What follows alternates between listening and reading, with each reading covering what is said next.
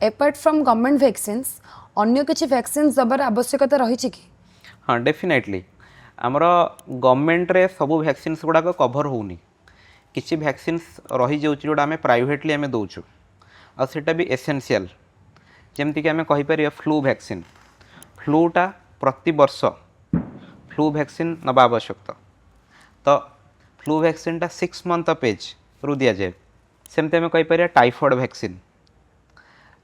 आपणकर 9 मास बेलू गवर्नमेंट द्वारा दिहूँ मिजिल्स और रुबेला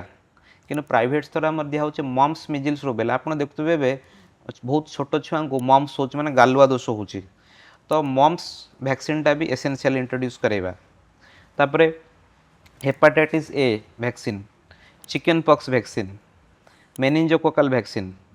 एमती किसी किसी वैक्सीन्स अच्छी एसेंशियल जो गुड़ाक प्राइवेटली भी नवाटा हाईली एसेंशियल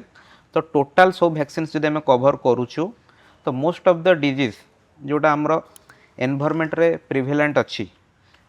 जोटार बैड इफेक्ट्स गुड़ाक अधिक रोचे बॉडी उपरे आम से प्रिवेंशन पाई परिबा।